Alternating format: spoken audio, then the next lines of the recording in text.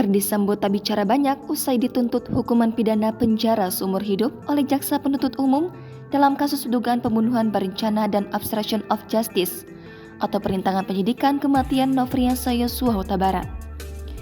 Sepanjang sidang pembacaan dokumen tuntutan digelar di Pengadilan Negeri Jakarta Selatan pada Selasa 17 Januari, mantan Kepala Divisi Profesi dan Pengamanan Polri itu lebih banyak diam. Dalam perkara ini, jaksa menilai Sambo terbukti secara sah dan meyakinkan bersalah melakukan tindakan pidana pembunuhan berencana secara bersama-sama dan melanggar pasal 340 KUHP, contoh pasal 55 ayat 1 ke 1 KUHP.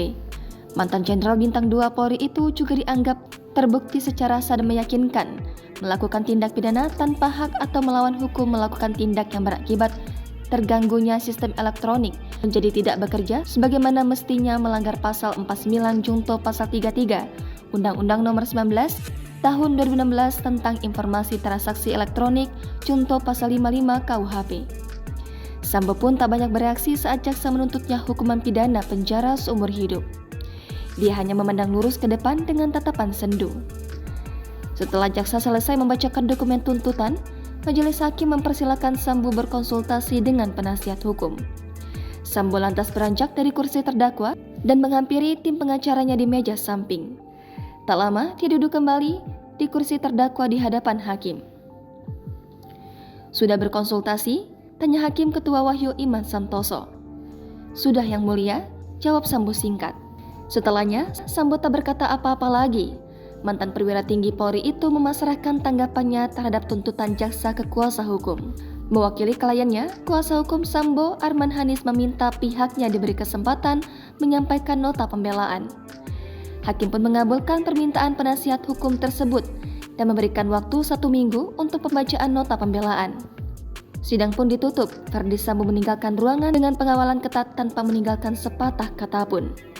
Sebagaimana diketahui, 5 orang didakwa melakukan pembunuhan berencana terhadap Brigadir Yosua. Kelimanya yakni Ferdy Sambo, Putri Chandrawati, Richard Eliezer, Ricky Rizal, dan Kuat Ma'ruf. Berdasarkan dakwaan jaksa penuntut umum, pembunuhan itu dilatar belakangi oleh pernyataan Putri yang mengaku telah dilecehkan oleh Yosua di rumah Sambo di Magelang, Jawa Tengah pada Kamis 7 Juli 2022. Pengakuan yang belum diketahui kebenarannya itu lantas membuat Sambo marah hingga menyusun strategi untuk membunuh Yosua. Disebutkan bahwa mulanya Sambo menyuruh Ricky Rizal atau BribKRR menembak Yosua. Namun Ricky menolak sehingga Sambo beralih memerintahkan Richard Eliezer. Brigadir Yosua dieksekusi dengan cara ditembak 2 hingga 3 kali oleh Baradae di rumah dinas Sambo di Komplek Polri Duren 3, Jakarta Selatan pada Jumat 8 Juli lalu. Setelahnya, Sambo menembak kepala belakang Yosua hingga korban tewas. Mantan perwira tinggi Polri itu lantas menembakkan pistol milik Yosua ke dinding-dinding rumah untuk menciptakan narasi tembak-menembak antara Yosua dan Baradae yang berujung pada tewasnya Yosua.